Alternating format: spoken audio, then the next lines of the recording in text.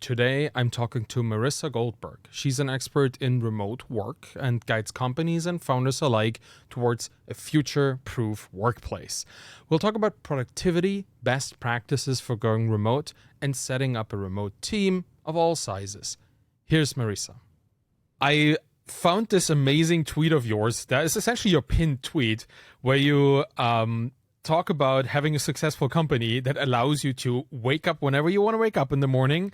You only have 2 days in a week where you have meetings. So I assume this is one of those days. So thank you for sharing your time with me today.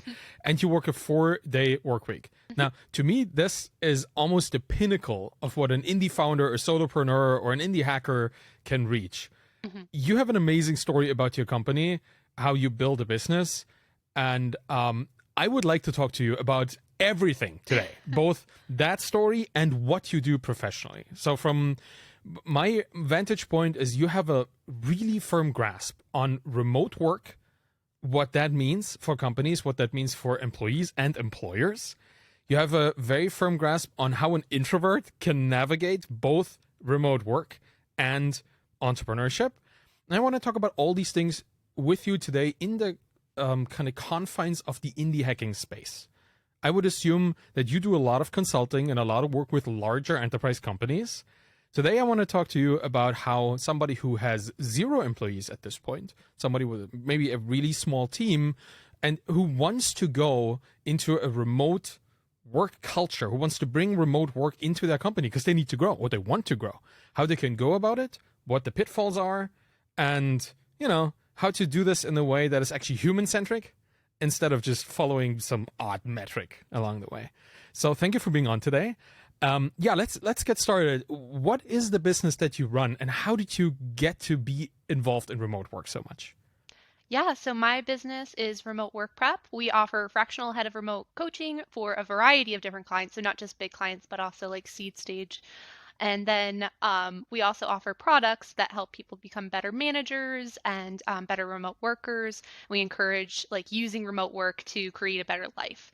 And I got started in this because my background is actually in software engineering and product management. And I was in a very toxic in-person tech job back in 2015.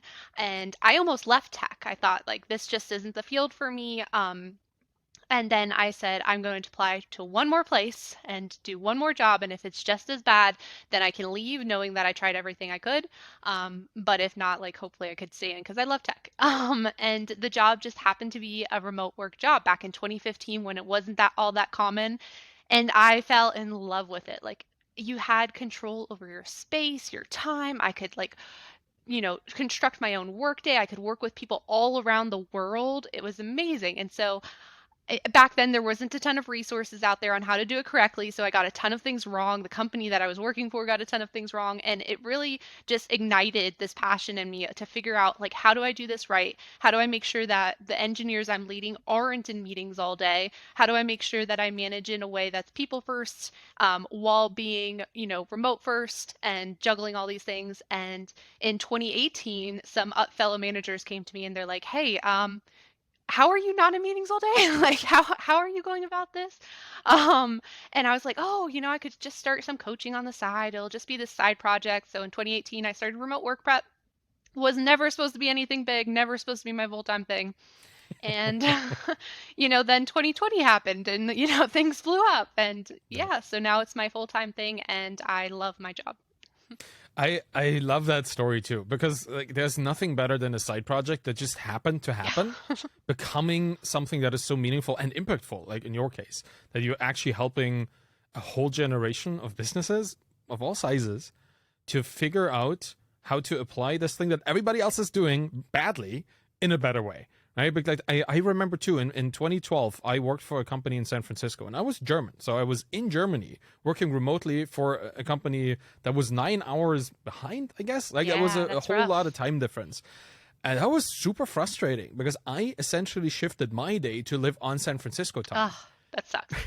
Which I didn't mind. I'm a night owl, so it was great getting up at like noonish and then like starting work at 5, so it would like match up with the 8 or something in the Right. morning in San Francisco. That was okay. And working until 4 in the morning, wonderful, because there were no distractions. And I love this. Again, software engineer, right? You know how that feels. Like you don't want to be pulled out of the thing by a neighbor coming asking for like spices that they need, or somebody calling you, or a family member showing up. This kind of stuff is highly disruptive. And this kind of already brings me into this whole topic of remote work and, you know, boundaries, which is a big thing, right? You just talked about the mental health problems that come, like the stress and the toxicity of certain places.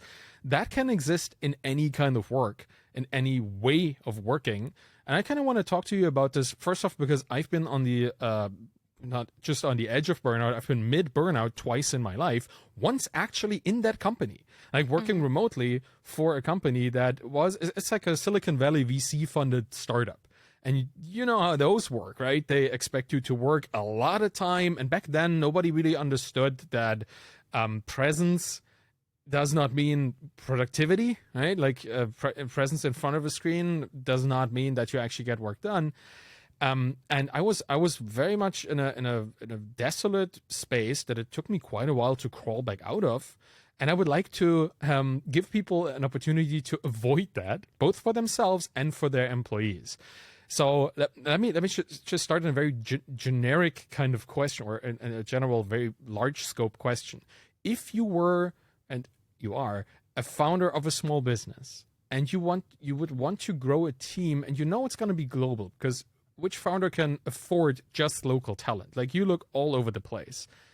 How can you set up a culture from the start involving people working remotely that is actually not detrimental to everybody's mental health, but bolstering it, making it better? What are the first things you need to think about?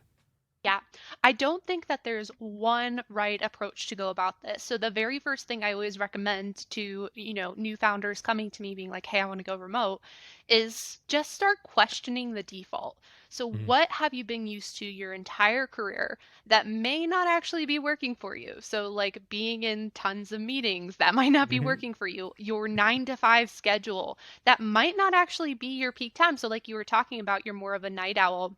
Mhm. And so if you're forced to get up every day at 8 a.m. and start working, you're not going to be at your best self to get that, dev work or whatever else you're doing done. So Mhm. just start questioning the default and figure out where were those pain points you experienced before. And they might not be obvious too, because we've been so ingrained in one way of working and one way of thinking for so long that this is going to be a recurring question. So you're going to start off and there might be one blazing thing that's like, "Oh, hey, this was awful." And you'll start working on that. But then as you continue on, you'll start noticing, "Oh, I'm doing this as routine, but it's not really working for me." And then just do tiny little changes. Treat it as an experiment. Mhm. Um, because like I said, you're so used to one way of working that you just need to get yourself out of that Mhm. spot of just using that as the default. That sounds like a problem that probably every founder who's a solopreneur, who's in all roles at the same time, might Mhm. struggle with, because Yeah. I'm also on the verge of hiring for my own media business, right? This podcast and everything I do, the newsletter and my writing, my weekly writing, it gets to a point where I need help. And I want to build a team, and I want to build a team remotely. But I have certain expectations of how work is done and how quickly anybody should respond to what needs to be done, how urgency is communicated or lack of urgency is established. So I have all these things in my mind. They're probably not codified in the way so that other people immediately would comprehend or even just be aware of those things. So this self, this perception, self perception, as a founder of somebody who knows exactly how things are done, this could potentially stand in the way of establishing like an equal culture, or a culture of equality in a company. How would I go about this? Let's not turn this into a consulting session. I don't want that. But No, no, for no. all those founders out there who are kind of afraid to hire because they don't know how to establish the process, what steps could they think of? Because I certainly understand that the way I used to work for others in other companies in the past, which I'm now unemployable, I guess, but back when I wasn't, right? I knew how a process was established. There were standard operating procedures, or somebody would tell you exactly what to do. There would be tickets with time estimations, all that stuff. But now as a solo founder, I just kind of wing it all the time. How do you stop your kind of this nebulousness from impacting a remote working culture in your business? Mm-hmm.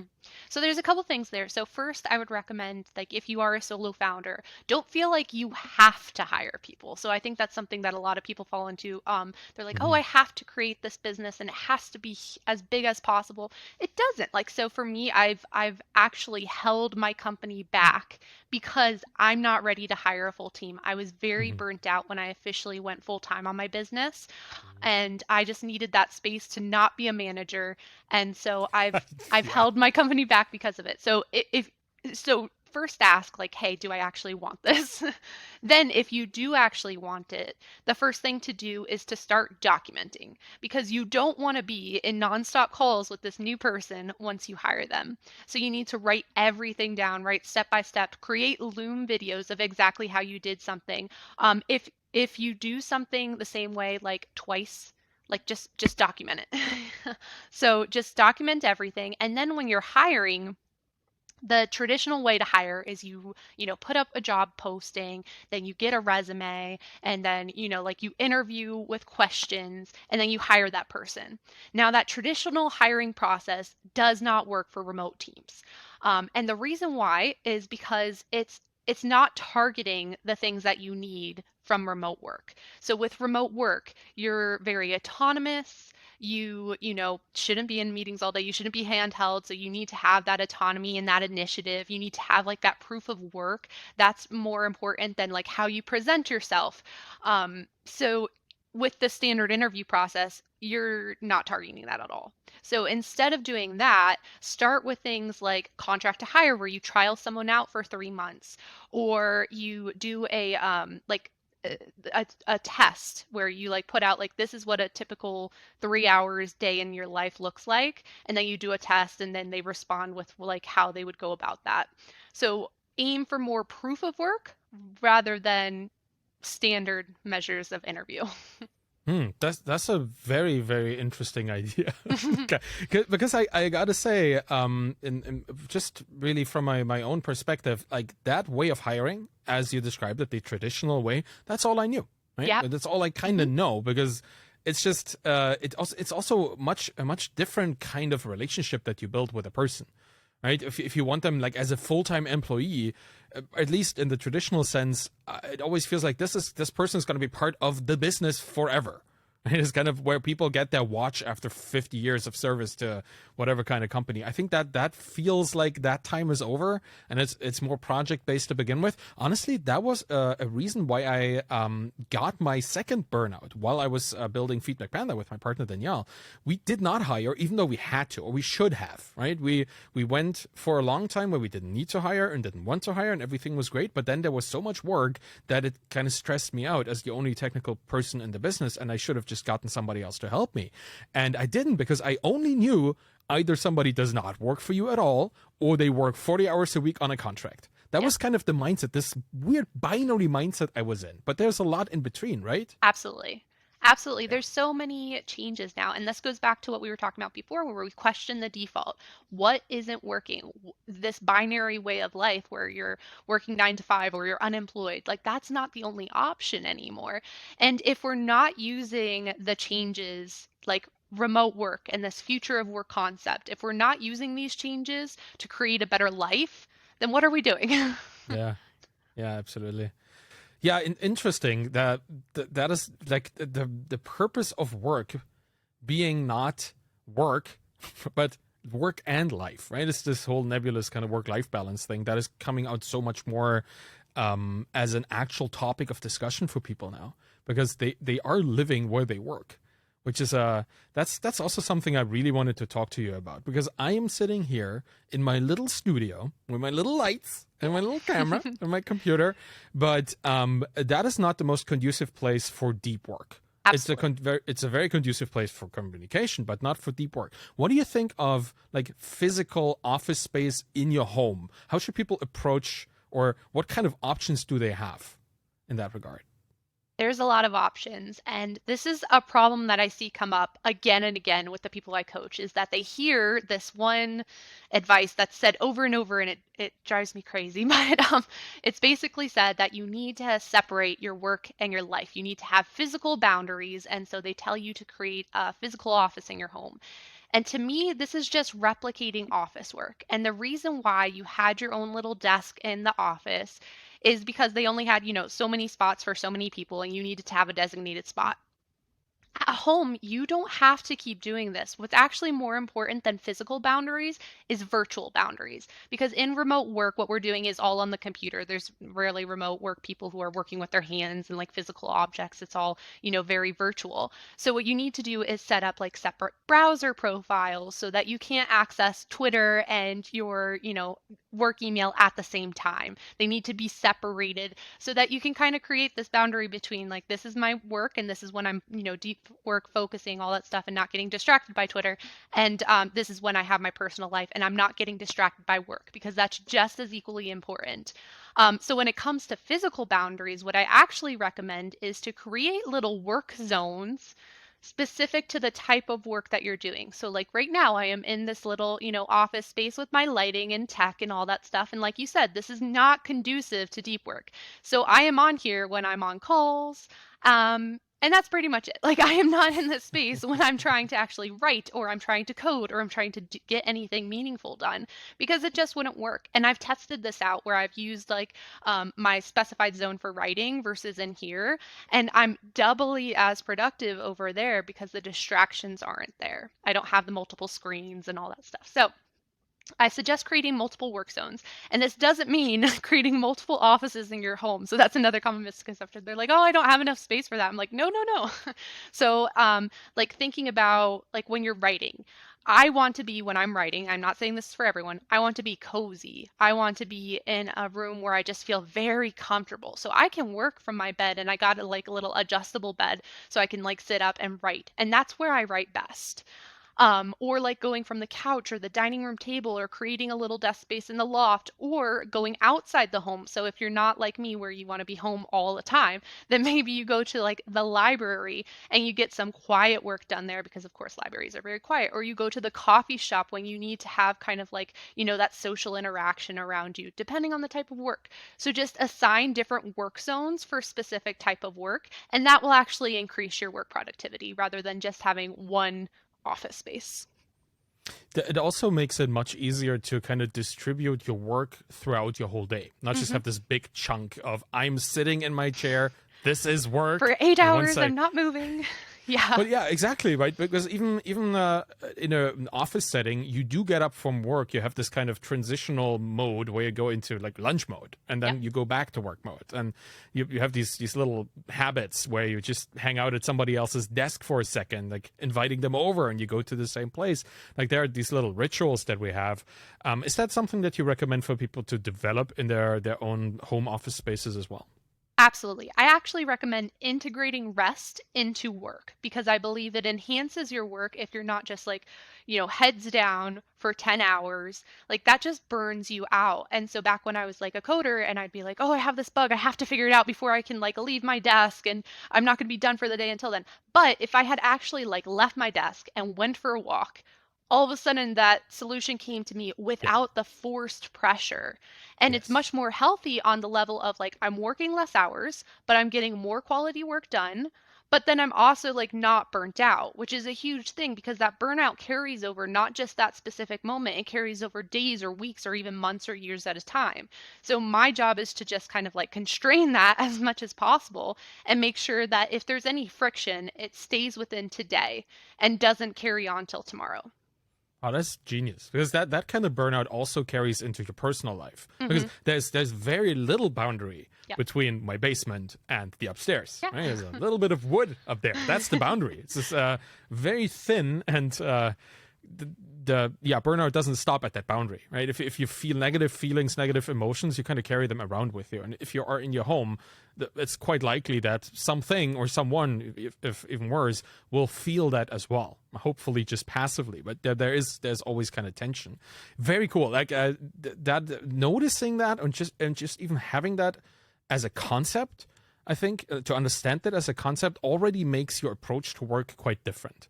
I have two little anecdotes here that I want to share with you, because it's just first off, I'm sitting here in my little YouTube office with all the lights and stuff, but right over there, just pointing off to the side, is my little painting desk, because I love painting miniatures. I've been a little board gaming nerd, and I love painting these little things and like airbrushing and stuff. Yeah. So I have found that most of my creative work, my thoughts about what I want to write about this week, or what my next, I don't know, book project or something should be like, and what the points of it should be, happens not here in this chair, but over there while I'm painting little miniatures. So there is this kind of, that this to me also is rest, or at least like recuperation, something where I can get my energy back.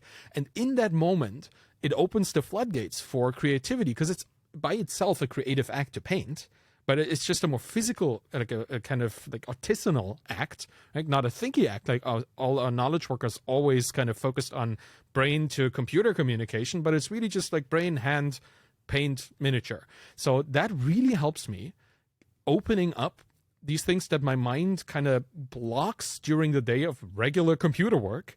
And I can do this in this separate space. So that is really helpful. I used to have a little painting desk right over here, right next to me. Didn't work the same way.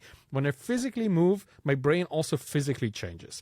That's an interesting thing. And the other little anecdote is, it is interesting that we are now rediscovering rest while working, while this is part of many other cultures. And I kind of want to talk about cross-cultural communication at one point, but I want to start with this little anecdote. Danielle and I, at the height of Feedback Panda, were invited to Education Technology Summit in Beijing, in China. And we went there. It was an amazing trip, gotta say, like traveling to China and experiencing a very different world compared to the Western world that we've experienced so far. That was just really, really interesting. And we went to this summit, and Danielle gave a talk. It was really cool.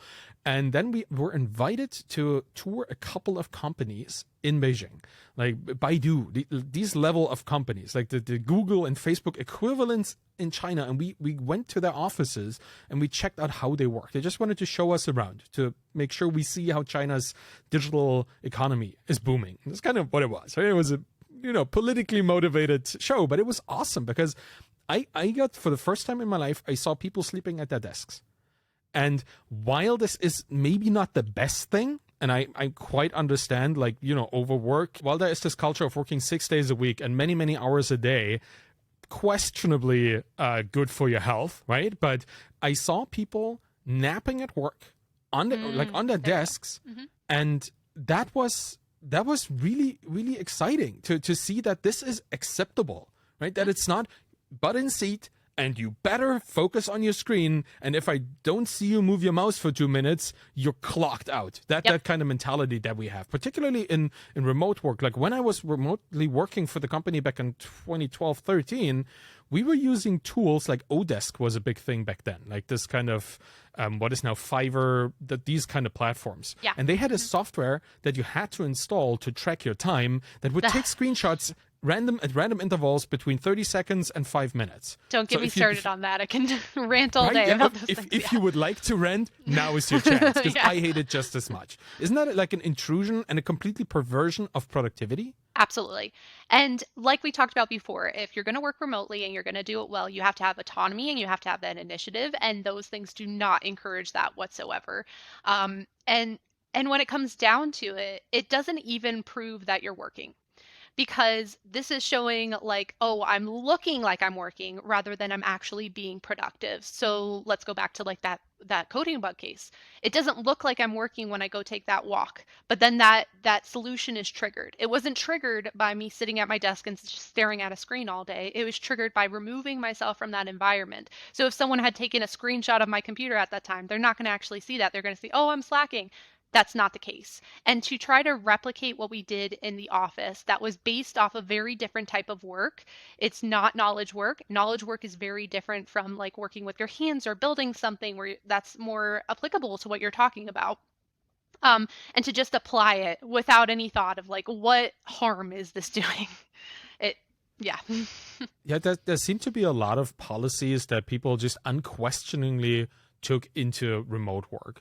And like the whole idea of like showing up on a meeting, like inviting way too many people to a meeting. Like that has Yep. been something that the office does spectacularly well too, right? Oh yeah, come on everybody, like the meeting is happening. And it's even more kind of intrusive for remote work because you never know what people are currently actually doing. You can't see them, right? And how focused they are.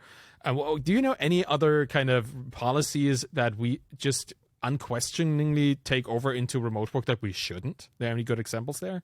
There's a ton. So when it comes to remote work, it doesn't tend to create new problems. It tends to magnify existing problems. So like when it comes to meetings like you're talking about where people are just scheduling too many meetings and with too many people, like that's just done virtually. They just copy that from office work. Or like the availability level, where in the office we were available for taps on the shoulder constantly. Now that's Slack. And what that does is just it disrupts your work. So you're interrupted constantly. You can't get into a deep work state. And so like not having a responsiveness policy, not having like boundaries set where people can say like, I don't need to check this right away. I don't need to be seen as like, this is the only way to show that I'm working.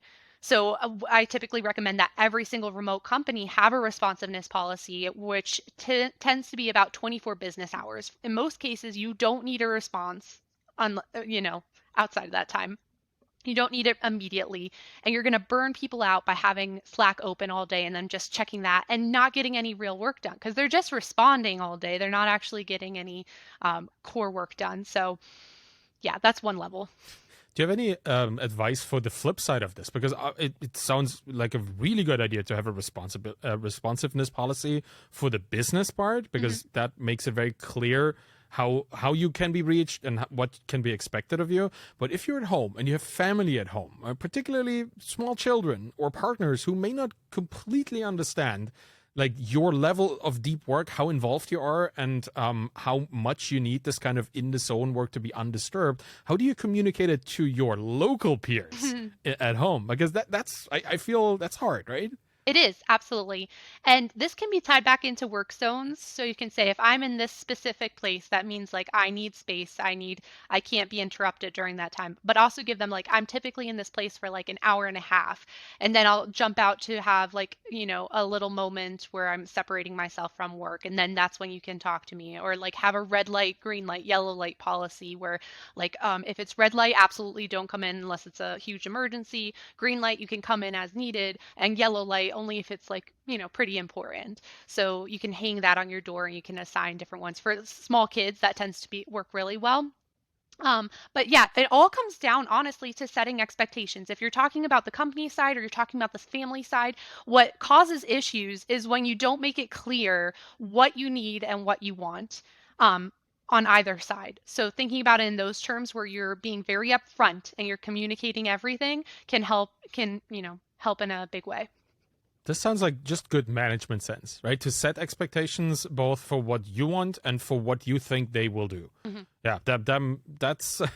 I think this is generally good advice for any kind of relationship. But Let's so talk many people don't, and they only communicate once they get upset about something or like they're not doing it the way it lines up with them. So yeah. Well, in many ways, there's also like the fear of being called out or the fear of being misunderstood. Because what I have noticed in many kind of video based or just audio based communication, people always fear that there's a lack of the density of communication, lack of being understood. Because if it's not face to face, you don't see micro gestures, or if it's like video off, people think they might misunderstand because they don't see like people gesturing around and acting for the camera. What's your position, both like personally maybe and professionally, on video calls with the video part in general? I am very against video being assumed should be on in every single call. I'm just very against it for a number of reasons. So one,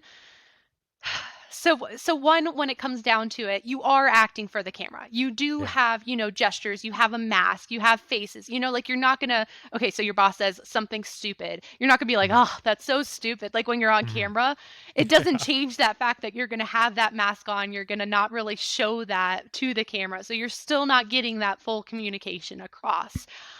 So it tends to go against people in other countries who have like less internet connection. So not only are you like forcing their video to be on, you're forcing that communication to be stunted to where what you do say isn't actually coming across to them just so that you can see their face.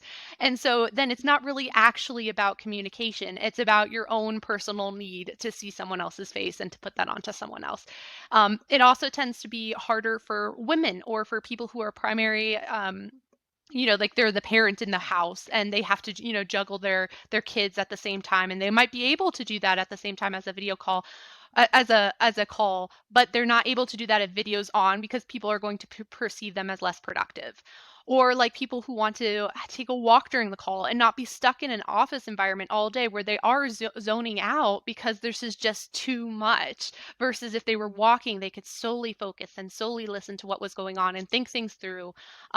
So there's just so many reasons why I think cameras should not be on by default. Instead, I always leave it up to the other person. I always say like, hey, I will, have cameras on, or I will have cameras off, because I do both as well.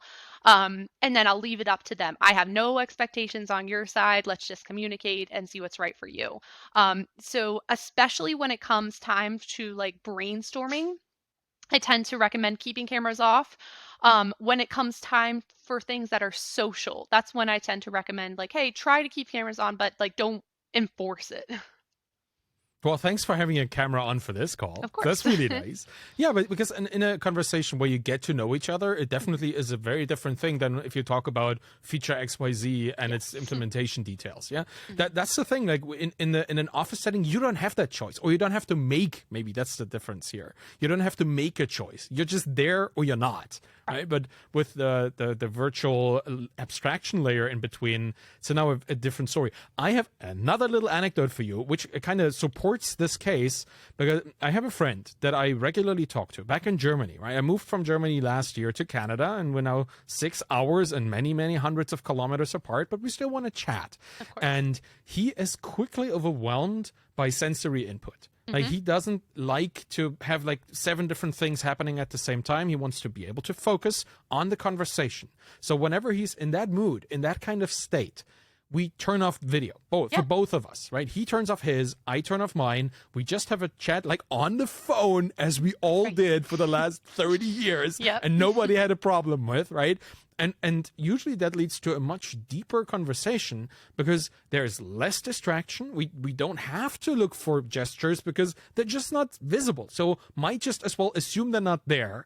And you build this reality in your mind. That's the only way I can phrase this, of this conversation. You visualize it without having this kind of real visual in its weird, distorted 200 by 200 pixel form that a really not that great internet connection provides, right? You don't need that. You can have the conversation with somebody else. As a kid, I had hour-long phone conversations with my friends, and they were like on their landline. I'm just aging myself here, and I was on mine. And it was a great and deep and meaningful, for kids, a meaningful conversation, right? And it is surprising to me that people have forgotten that, or maybe that people, in particular, people who are experiencing the pandemic and what some call post-pandemic state, as where people are in their own homes, where the kind of phones or the idea of having a phone call is the norm, why they are so video focused. I can't get it either. Like in some conversations you don't need the kind of visual component. And particularly as an introvert, and I would consider myself one, it may not appear like that, but I think you're also introverted. But when it comes to the topics we love, we flip that switch a little bit. Is that right? Like that's how it is for me. I feel I'm an extrovert in terms of like business and talking about painting. I could talk about that for hours. In many other ways, I'm very kind of reduced in terms of my energy levels. Here I have it, but in other ways I don't. And this kind of new culture of communicating from your own safe space at home, it feels like it's a benefit for introverts. That's kind of where I want to go with this. Oh, Do, absolutely. do you agree? Like, what kind of are there also shadows to this? Like, is there light and shadow, or how do you perceive this as a fellow introvert? I want to know. So first of all, I want to make it clear, like I am extremely introverted, so not just like a little.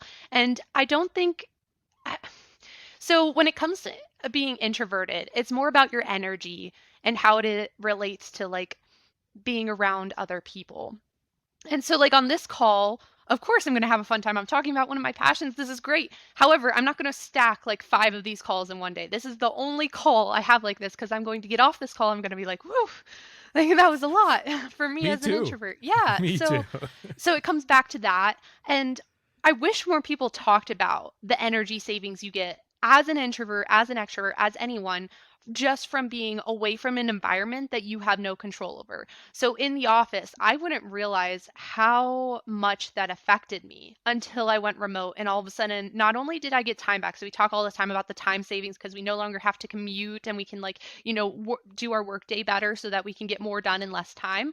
But there's also an energy component where I'm not utterly exhausted at the end of my workday because I didn't have to deal with people that I didn't choose to be around. I didn't have to didn't deal with a harassing environment like I used to. Like there was just so many elements to it that now I can not only do my work, but I'm also now involved in the community. I'm an elected local official to my community because I have that energy at the end of the day where I can apply it to other places. So it's not just the time savings, it's the time savings plus the energy savings that allows you to do more with your life. So when it comes back to it for introverts and remote work, yes, they can absolutely, be able to harness that energy and do more of what they like to do and feel better overall. Um, and then there's this element. So, a problem that a lot of people have is that they feel isolated when they first go remote. And this was an especially big problem because a lot of people remote during the pandemic when you couldn't go out and you couldn't do things. Even people who had worked remotely for years beforehand. So, like me, I'd worked remotely for 5 years before the pandemic happened. You do get this isolating feeling when you can't leave the house, when you're like stuck and you can't see family members and friends because of this, this disease. But that's not normal remote. Normal remote, you would be able to, go to the coffee shop as needed, take a walk around the block, like go out and do things. So the biggest issue I see is that people are getting stuck in pandemic remote and not transitioning into normal remote. Because they've hit this routine now, it's been 2+ years where they've been working remotely in this state, and they haven't decided to venture off or even know that it's possible to not do remote work in just that one way. Yeah. Now that you say it, yeah, it's a conflation, right? You conflate the kind of forced remote with the voluntary one, And it's and very different. It's very yeah, different. yeah.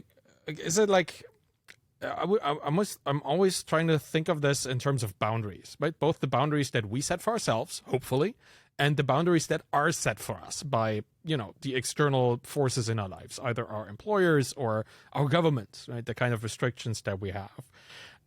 Yeah, that it feels hard to figure out which one is the temporary one, which one is the one we want to keep, which is the one we want to get rid of. Do you see a transition out of the pandemic remote into normal remote, or are people still clinging to something that they shouldn't cling They're to? stuck. A lot of people are stuck. Just because they don't even realize this is the only remote that they've experienced. So they think this is remote work, not this is pandemic remote work.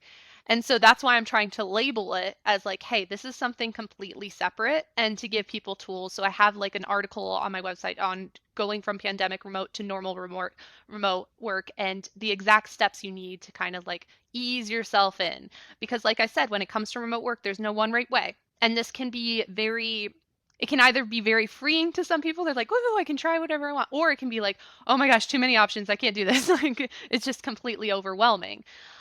So giving them some ideas can help make them transition, and then they can, integrate their own personal things so that they can customize it to themselves as well. Yeah, that sounds like a necessary step to take, right? Just even to be able to be competitive in the space of hiring people who work remotely, because I guess we're gonna be seeing the exact same thing that we saw back in the day, like the .com kind of times where the Googles and the Facebooks of the world got all the great engineers because they essentially gave them packages that involved like work whenever you want or work in ways that are more conducive to your actual lives instead of just like clock in, work, and clock out, right? And I think we might see this again in the remote world, but with different things, different kind of liberties and different kinds of ways of allowing people to both have a life and have a work life and not necessarily need to completely have them disjointed.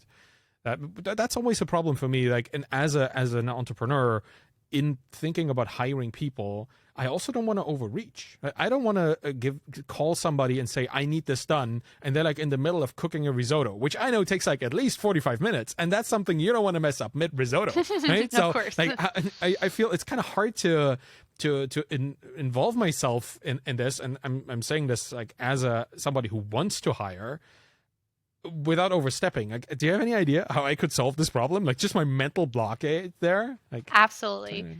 So I've created a method of work called the work forward approach that directly addresses this, because it was a common issue where people would be like, "Oh, I'm dealing with this problem and I want to like respond right away," or this availability aspect to it. And how do you lead teams to where you don't put this pressure of time just because like it doesn't necessarily need to be there? So that's what I call the work forward approach. And there's a lot of different elements to it, so we can't dive into everything. But one of the key aspects as a manager is setting expectations at the beginning of the week. This is what I expect to get done. Then you talk to them like, is this doable in like a normal work?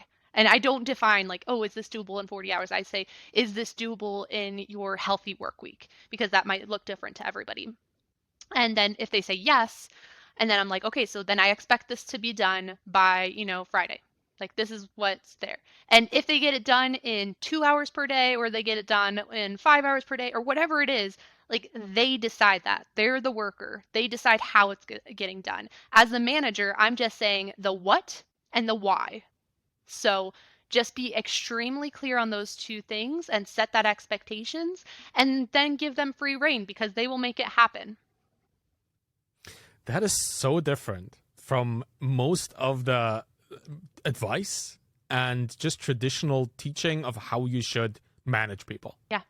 In a very good way. Yeah. Right? I guess we allowed a culture of control and kind of top-down decision making to completely take over the work world. It's bizarre. It doesn't make sense for knowledge work to me. Yeah. So it doesn't make sense for me to be like, oh, you have to be available 40 hours, da da da da. If the things that I want are getting done, who cares? Yeah, it seems like some people are like they want to have a cake and eat it too, right? They want the work to be done and they want you to show up and work hard for 40 hours. Yep. Right? Which is, they don't really connect on any level, right? You could, a good knowledge worker in an inspirational moment could do the work of a week within a couple hours. Yeah. And they often do, right? Yep. That's kind of what most of coding is like figuring stuff out until and you thinking in the background. And it's always building. You essentially build up the code base in your mind, and then you kind of translate it into the actual text. But Absolutely. It has to happen in your mind first before you can put it into text. And then outside of the actual work getting done, just think about the loyalty that encourages. Because this person is like, I am being trusted. I am being treated like an adult. I can have a life outside of work, and that's totally okay. And then you end up seeing tenure at companies that apply this kind of thinking and this management is insane. Like it's something that I never saw when I was in-person office work, where you start to see things like that used to happen, where it was like 20 years, 30 years at one company, all because they're just giving them freedom. Giving them autonomy. That is new, because I also feel that people identify with the mission of these companies much more, because there isn't as much office culture, kind of bro-ish camaraderie that can kind of usurp this identification anymore. I guess kind of maybe phrased in a weird way, but if you do something, you work remotely on something and you see an actual product come to be, and you are effective at what it is, and you see this process progressing and the product becoming better, even though you only worked on it for a couple hours, yeah, that is probably very enticing to keep that as a career, right? Where it's not about showing up and hoping that nobody like sees you going to Twitter. Like, where do you know the kind of the boss button that some people have on their computer, where they kind of switch to a browser if their boss walks behind them? What kind of pointlessness is this? Like, just the absence of trust on both sides, right? The boss doesn't trust this person to do their work, so they check, and the person doesn't trust their boss not to fire them, so they hide. Like, neither of this is goal aligned with the mission of the company. But the fewer of that you have, the more the actual alignment can happen. I really like that, which is why I have you on, because I think we should talk a lot more about the kind of benefits of doing work remotely in a good way, because it could catapult industries and whole fields into a much more productive and much more goal-aligned way of doing work. And change how people live. And change how people live for the better. And the counter argument that people always say is like, what about underwork? What about like if they're not a hard worker and da da da da. And to me, that comes back to you as the employer. Like, you hired them. That was your choice. And when it comes to underwork, it's actually way more easy to do when you set up the availability aspect, where they're like, doing that key on the computer to bring up a page that shows all the code and whatever, but they're not actually doing any work, versus I gave you a set expectation. At the end of the week, we just see if it's done or not. Then I know exactly what was done. There's no place to hide with that. There's no place to underwork, because it's just laid out right there. And so the underwork is actually happening in the standard way of working. Yeah, that's true. And it just hides behind all these corporate facades and the kind of the behavioral. Yeah. Yeah. Well, talking about underwork, that's interesting, but overwork probably is much more interesting, Way more right? Yeah. What do you have to say about that? Yeah. So much of remote work comes back to this. Like, this is the biggest problem with remote work. And so many companies are like, oh, it's underwork, let's address that. And then they put in these policies and like this recordings and all that stuff in place. And then it makes people overwork even more and burns people out. And then they're not actually doing good work for the company, because you can't. If you're not in a healthy, happy place, you cannot do good work. And so when it comes to overwork on a personal level, you have to understand yourself. You have to understand not just like the times you work best, but also when your energy is highest and lowest. So don't just think of it in terms of like a 9 to 5 work day. Think of, oh, I have high energy in the mornings, then I have lower energy here, and then I have high energy here. So what if you broke your work day up into these little pieces? And then how do you fit it into your life with your kids and your spouse and your hobbies and all of that stuff? Like fitting it into blocks. And then how do you integrate work, or how do you integrate rest into your work so that you can enhance your work even more, so that you're not burning yourself out? So there's all these different elements that you can do because you have the freedom from remote work. And there's no one right way. I want to make that super clear. Like, there's no one right way to work. How I work, and you talked about at the beginning, the 4-day work week, the waking up whenever I want, like there's all these different elements to it. That's probably not going to work for you or work for whoever's listening to this, but they can figure out different elements of it that will.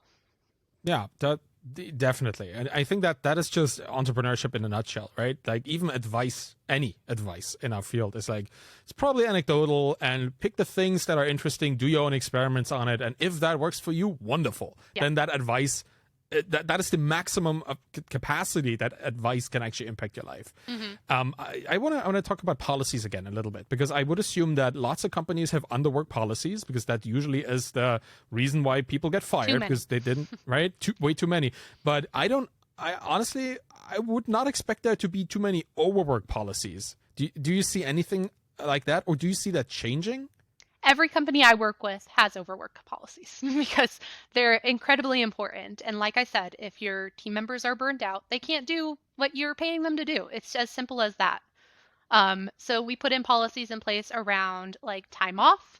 So like if you have an unlimited time off policy, then there's absolutely going to be a minimum set if you're working with me. You cannot just have unlimited time off because then no one's going to take any time off. So we set a minimum time off policy where it's unlimited time off with a minimum of 4 weeks. And then we go from there. So there's so many things that you can put in place that will encourage people to take off, or not expecting an instant response. Or if you're a manager and you're receiving an instant response from one of your team members every single time, you ask them like, hey, are you getting into deep work? Are you turning off Slack? Are you setting these? I have a whole document too that sets Slack settings so that it's not all the time, it's not in your face, or creating virtual boundaries where you have different browser profiles. Like I set all of these things up with the companies I work with because it's just incredibly important for people to have these boundaries and have just healthy elements in place. Yeah, it must be hard for people who have been like doing this traditional management style where everything that doesn't work immediately gets addressed, but things that might potentially result in burnout never get addressed because they're beneficial right now, at least, right? When people overwork. It's short-term thinking. Mm-hmm. Yeah, it's very short-term thinking. I guess that's hard to shake when you also, like, I always feel like the work that you do right now, teaching companies to do this, like, this is the most novel kind of management style that these people with their whole educational experience have never ever seen before. So it must be hard to switch. Yes. Do you get any resistance to this? And yeah. How does it show? And is it hard? Like, is it hard for you to convince people? So I absolutely get resistance. And I think it would be weird if I didn't get resistance, right? So like, I mean, people have been doing it one way for a very long time. They aren't used to any other way. They don't know of any other way. So they're like, you're trying to change my way of work completely. What's going on here? So typically we start one with baby steps. We start a lot with the why. So I don't give them like, this is exactly how you do everything. Instead, we start with the why are we doing things? Why are we changing things? What could we potentially accomplish by changing how things are working right now? What exactly isn't working? So I start with questions a lot of times when I go into companies instead of just like, this is how we're going to do things and like, bulldoze everyone in my way.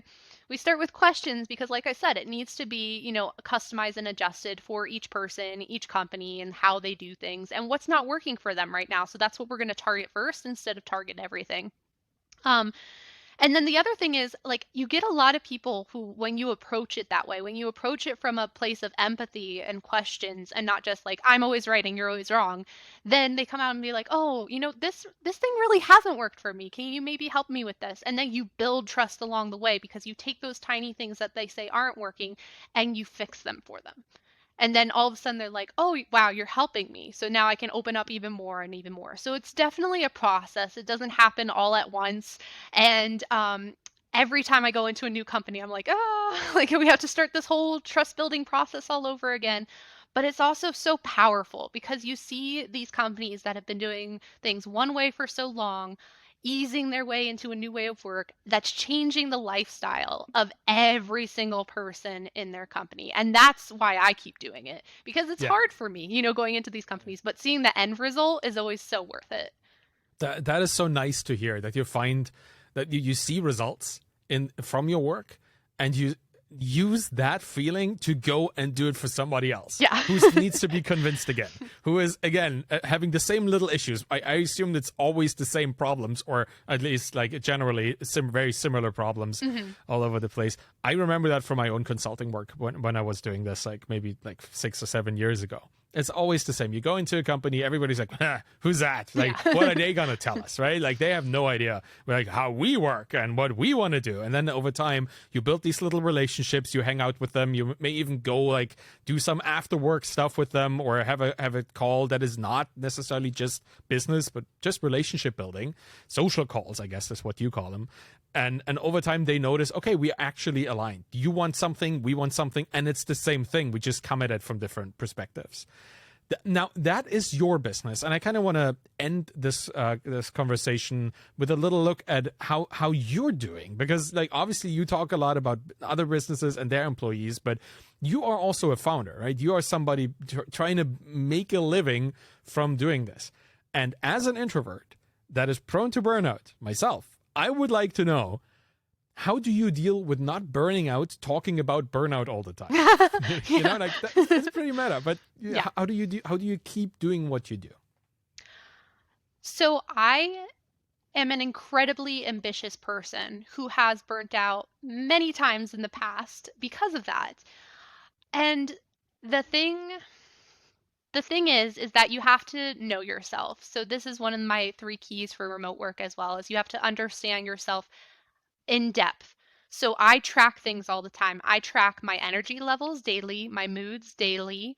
I also track like memories and things like that. And then I do like weekly reviews and weekly planning and monthly reviews and monthly planning and like each iteration because I need that data. I need all of that data to figure out exactly how I should work in order to not burn out. Because if I burn out, then that's affecting every single person, every single company that I work with for the worse. So if you think about it instead from like, so if I think about it from like my perspective of like this is affecting me, my health, I'm like, oh, who cares? Like I'm not thinking about it in that aspect.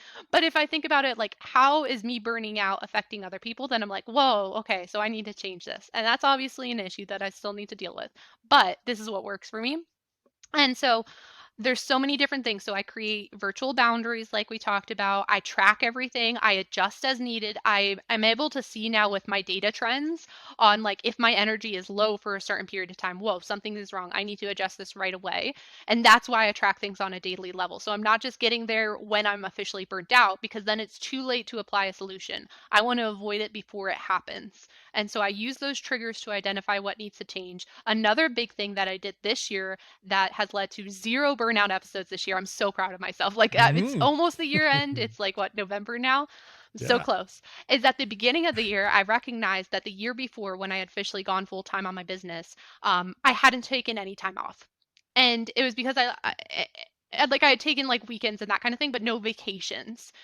And I was like, okay, so I love what I do, but it clearly didn't work for me last year because I burnt out a lot. So, what I did at the very beginning of this year is I assigned 1 week off per quarter and then I took it off on my calendar. I sent all of my clients my time off for the year. I also did holidays at the same time as well because I would just like not even realize an American holiday was happening and I would just continue working. And so no, I took all of them off on the calendar. I sent them all to my clients to lay out like this is when I'm off this year. And then I actually took them off this year. 1 week off per quarter, all the holidays. And I haven't burnt out at all this year because combined with all my tracking and combined with all of my boundaries and all the healthy elements that I apply, this was the final piece of the puzzle for me in like making sure that it was laid out before I was in the moment, before I was like, oh, but there's too much work to do, there's too much going on. No, it was on my calendar. I'd already let everyone know I was taking off.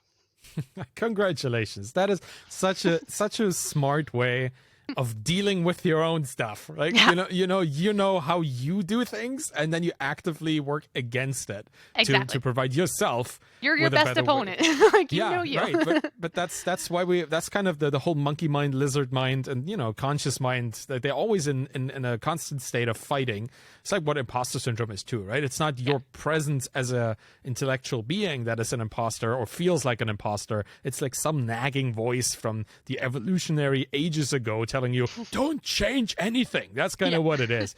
Yeah, amazing. I love the idea of, first off, there's a common thread here. I feel expectation management for yourself and for others, gathering data and acting on it, like a data-driven approach to this, and just like making choices and building systems to stick to, that seems to permeate everything you do. Absolutely. And And being and proactive. yeah, Being yeah, proactive. preparation, like preparing for the storm so you can stay calm while it's happening instead of freaking out because you didn't know what to do. Wonderful. What an amazing approach to I guess you're a role model. You're now a role model for me, and Thank probably you. also for many other founders out there, because that is a level of self-control and self introspection, I guess, that I rarely see so efficiently expressed and systemically approached. So thank you so much for sharing all of this today with me. I'll have to think about a lot of things after this call. But if people want to follow you, if they want to see what you do and they want to read your things and even see what business you offer, where can they find you? Yes. So you can find me at marissagoldberg.com or remoteworkprep.com. I'm most active on Twitter at MAR15SA. And I also have a newsletter called Remotely Interesting that helps you question the defaults of work and apply it to your own life. So, yeah. That is awesome. Wow. That's a lot of work. But before we close, I would like to point out that running a business, running a newsletter, being present on Twitter, and having a life, that's a lot to juggle. I'm quite impressed. I'm trying to do the same, and I know how hard it is. So, wow, amazing job. Thank you so much for being on today. And I am very, not just remotely, I am very interested. So thanks so much. Thank you so much for having me. And that's it for today. Thank you for listening to The Bootstrap Founder. You can find me on Twitter at Arvidkahl, ARVIDKAHL. You'll find my books and my Twitter course there as well. If you want to support me and the show, please subscribe to my YouTube channel, get the podcast in your podcast player of choice, and leave a rating and a review by going to ratethispodcast.com/founder. Any of this will help the show. Thank you so much for listening, and have a wonderful day. Bye-bye.